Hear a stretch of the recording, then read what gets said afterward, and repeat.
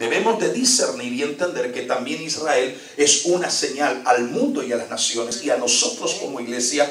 No estoy defendiendo la posición de Israel, porque sabemos que Dios tiene que tratar enérgicamente con Israel.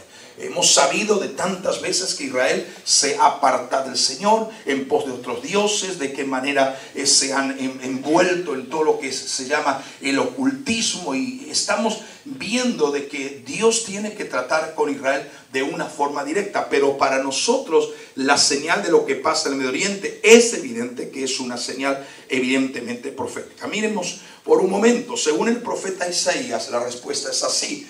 La Biblia nos dice en Isaías 46, el verso 9 y 10, según lo que nos declara y la revelación que Dios le da al profeta, dice: acordaos de las cosas pasadas de los tiempos antiguos, porque yo soy Dios y no hay otro Dios, y no hay semejante a mí, que anuncio lo porvenir. ¿Quién es que anuncia lo porvenir? No es el agorero, no es el adivino, no es el supermercado que está en la esquina, no, es justamente es Dios el que tiene el poder para anunciar lo porvenir desde el principio y de la antigüedad. Lo que aún no era hecho, que digo, mi consejo permanecerá y haré todo lo que quiero. En otras palabras, estoy diciendo que Dios es el único que tiene la soberanía, la omnipotencia para escribir la historia antes que la historia acontezca. ¿Estamos viendo esto? Entonces, siguiendo esto, podemos entender que Isaías declara que solo el Señor puede predecir y puede declarar el futuro con precisión. Fue el llamado de los profetas hebreos, justamente como Isaías, Jeremías, Ezequiel, Daniel, profetas mayores y menores, el informar de eventos futuros, y al hacerlo exhibir la soberanía suprema de un Dios que revela el hoy y el mañana. Y justamente cuando nosotros estamos hablando específicamente de la profecía de Isaías 46, en este libro identifica varios acontecimientos proféticos con respecto al futuro conflicto árabe-israelí de hoy en día, que tú y yo estamos siendo testigos y que estamos siguiendo a través de los medios de comunicaciones. Entonces todo esto está alineado de una forma muy profunda, con una imagen muy clara, y es el cumplimiento de que el Dios lo ha revelado anticipadamente, y entonces ahí es donde está el cumplimiento de la palabra. Cuando nosotros nos entramos a discernir, a leer detalladamente la profecía del Salmo 83, es una profecía que fue declarada hace 3000 años atrás. Es decir, no estamos hablando de 10, ni de 15, ni de 100, ni 200. Estamos hablando de 3000 años atrás. Cualquiera que esté muy relacionado con los escritos del Antiguo Testamento y con la Biblia, por supuesto, podrá decir claramente que el Salmo 83, escrito por Asaf, que era uno de los líderes de la adoración que David tenía, no solamente Asaf fue un líder de adoración, un músico, un adorador, sino que también era un profeta. Entonces, cualquiera que lee el libro de los Salmos 83, podemos decir que quizás esto sea un salmo de oración, de plegaria ante Dios para ser librado de los enemigos. Pero cuando Dios inspira a Asaf profundamente a escribir lo que escribió en el Salmo 83, en ese tiempo, y lo vamos a ver en un momento, Israel vivía en paz y en tranquilidad. No estaba siendo amenazado por ninguna clase de enemigo ni ninguna nación. Entonces, cuando nos adentramos a estudiar la profecía del Salmo 83, nos damos cuenta que más que una adoración, más que un cántico, más que una plegaria, era una profecía dada por Asaf, que sería en los tiempos futuros, que sería manifestada y tendría su cumplimiento. A ese tiempo de la cual Asaf profetiza 3000 años atrás, es el tiempo que tú y yo estamos ahora viviendo y que estamos ubicando.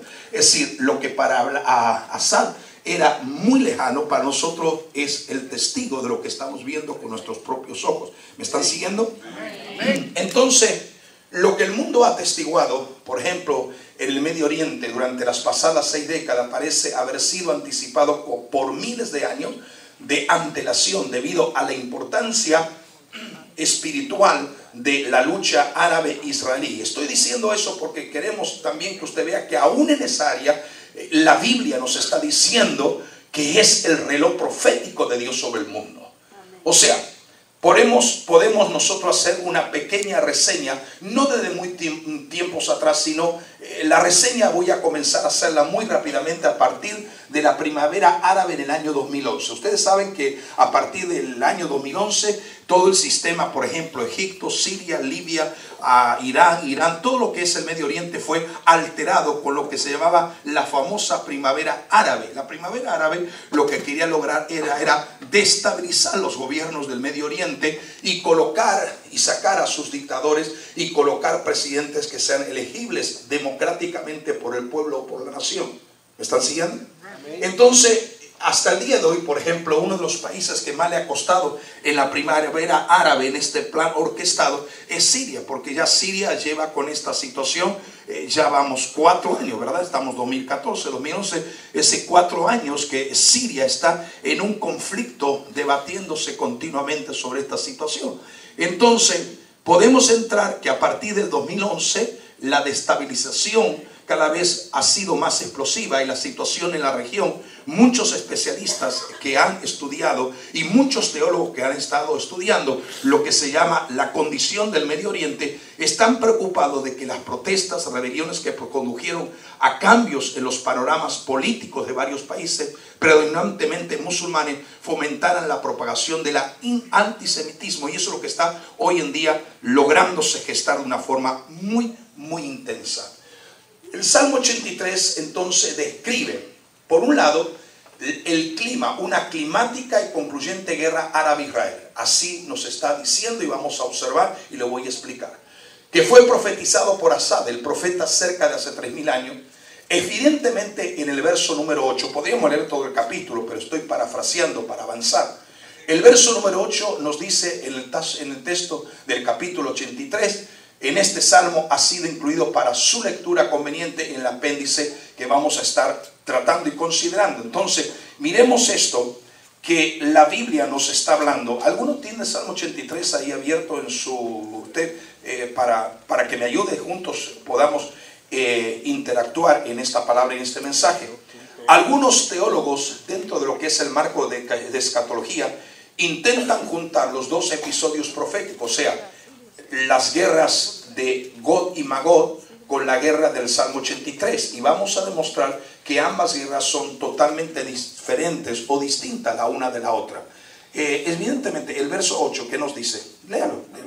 Dice, también el asirio se ha juntado con ellos, sirven de brazo a los hijos de Lot. Entonces el verso número 7, ¿puedes leerlo? Sí. Jebal, Amón y Amalek, los filisteos y los habitantes de Tiro. Entonces, cuando nosotros comenzamos a leer el Salmo 83 desde su primer texto bíblico, podemos ver que específicamente hay nombres de ciudades y naciones que existían en el tiempo de Asab, pero que esas naciones existen en nuestros días con otros nombres que han sido cambiados, que lo vamos a ver. Entonces, el Salmo identifica un círculo interno de estados árabes o países o naciones árabes que comparten frontera común con el moderno Israel. Por ejemplo, ¿usted sabe exactamente cuántos países más cercanos rodean a Israel? Son 7. 7 son los países, y 7 son los países que menciona el Salmo 83. Entonces, esto está marcado. Esto está en marcado contraste con el círculo externo de naciones enumeradas en la colección separada escrita en el Salmo, en Ezequiel 38-39. Cuando usted puede leer Ezequiel 38-39 y el Salmo 83, la lista de naciones son muy diferentes. Es más, en la profecía de Ezequiel 38-39 no menciona ninguna nación que menciona el Salmo 83. Por lo consiguiente, es posible pensar que esas naciones, cuando haya la confrontación de Gog y Magog, esas naciones ya no estarán existiendo como tal por la condición que se va a debatir el Salmo 83. Ahora, mire esto, conflictos familiares, esto viene desde hace mucho tiempo, esto es ancestral, para que ustedes vean cómo se ejerce y cómo Dios va encauzando el cumplimiento de su palabra profética. Entonces, esto viene ancestralmente. Conflictos familiares de los patriarcas, por ejemplo, hemos entendido cuando Dios levanta de los lomos de Abraham una nación llamada Israel, pero mire cómo comenzó todo. Fue dos madres, Sara versus Agar. Entonces tenemos por un lado los agarenos, que son los egipcios. Génesis capítulo 16 y capítulo 21 nos describe de una forma muy clara. Entonces fue una guerra desde un principio. El hijo de la promesa contra el hijo que no era la promesa. La madre del hijo de la promesa contra la madre del hijo que no era la promesa. Y entonces ahí comienza desde tiempos memorables a existir un conflicto. Luego, primero fue un conflicto de madres. Luego fue un conflicto de hijos. Isaac versus Ismael. Ismaelitas que tienen que ver con todo el mundo de los árabes, es lo que describe Génesis 16, 17 y 21. Y luego pasó a los gemelos esa lucha interna que comenzaban, dice que aún mismo estando en el vientre se peleaban. Entonces gemelos, Jacobo versus Esaú, que de ahí nacen los palestinos. Es decir, los palestinos son descendientes directos de la descendencia de Saúl, que son los edomitas. Están fijándose, estoy mirando esto para ir a un punto. Ya luego comience a observar una pelea de madres, una pelea de ¿qué? De hijos, una pelea de gemelos. Y ahora va a haber una pelea de primos, los israelitas versus los amonitas en el norte y moabitas en el sur de Jordania. Entonces también es una pelea, y esto lo describe en Números capítulo 22, 25, Jueces, la cita que estamos dando ahí en pantalla para que usted pueda anotarlo y leerlo detalladamente. Entonces, madre, hijos, gemelos, primos. Pero ahora viene otra rivalidad. Ahora ya estamos hablando de los nietos. Entonces estamos hablando de los hebreos versus los amalecitas. Los amalecitas son los que están poblando lo que es la parte del Sinaí y Gaza. Y eso se describe en Números y en Jueces. Y aquí le voy a mostrar, esto es un mapa donde usted puede ver de una forma más clara lo que realmente queremos decir. Entonces todo lo que es, por ejemplo, todo lo que es marcado, ¿usted ve todo lo que es verde? ¿Está viendo lo verde más claro? Entonces cuando usted ve lo verde más claro, todos estos países son de tendencias sunitas. El verde más oscuro son de descendencia o de línea, es decir, dentro del Islam hay tres marcas muy fuertes: los sunitas, los chiitas, y ahora lo otro, ¿cómo era, Esteban? Los alewai, que lo vamos a explicar. Entonces podemos ver todo ese territorio en verde, por ejemplo, Algeria, Libia, Egipcio, todo son sunitas, mientras que la parte verde, que viene a ser Irak, Irán, especialmente Irán, mejor dicho, ahí hay chiitas. Entonces, dentro de ellos mismos están divididos y hay una rivalidad de conflicto. Entonces, por ejemplo, y aquí lo voy a explicar mejor, tenemos cuatro ramas dentro del Islam. Tenemos los sunitas, los chiitas, los alawit o alawitas y los kurdos. Son los que están presentando un cuadro de resistencia al ejército de los yihadistas. Entonces los alawitas son una rama del Islam, seguidores de los 12 imanes de Alud, Bahí, descendiente del profeta Mahoma, y su escuela de jurisprudencia en el Islam es aquella fundada por el sexto imán llamado Jafar, justamente Sadiq, y se rigen por los 5 principios del Islam. Quiere decir que estamos hablando que estos mayormente, los que están en esta línea, están apoyados en 5 pilares del Islam, o sea, el testimonio de la fe, los 5 oraciones diarias, el pago del azaque, el ayuno en el mes de Ramadán y la peregrinación a la Meca. Entonces, de esto podremos hablar bastante, pero ¿dónde están alojados actualmente los alawit? Eso están alojados en Siria. Es decir, que Siria no es ni chiita ni sunita. Están alojados ahí en Siria. Por eso es el conflicto que se debate. Ahora bien, los chiitas y los sunitas es una división irreconciliable. Los orígenes de la tradición de esta religión son bastante violentos, y aunque esencialmente los chiitas y los sunitas comparten las mismas prácticas religiosas, rinden culto a ese Dios falso que ellos adoran y siguen las enseñanzas del Corán, existe entre esas dos corrientes de la religión islámica Una diferencia irreconciliable que durante siglos ha perpetuado el odio y la división entre ellos mismos. Dense cuenta que si entre ellos mismos se odian, ¿cómo no van a odiar a Israel? Porque entre ellos mismos están desunidos, entre ellos mismos se están odiando. Entonces, en los orígenes de la tradición musulmana, las diferencias son de carácter socionista o comienzan con la definición de quién es el verdadero heredero de Mahoma. Para los chiitas, el líder espiritual debería ser un descendiente directo del profeta Mahoma, mientras que los sunitas se inclinaban por un hombre estudioso, justo y bueno, que no necesariamente tenía que provenir del linaje maometano. Entonces, por eso que los chiitas lo que están esperando es la aparición del Mahdi, que es el Mesías. Es impresionante que cuando estudiamos profecía de cumplimiento actual y comparamos la creencia de las religiones del mundo, observaremos algo que es demarcado y que nos llama profundamente la atención.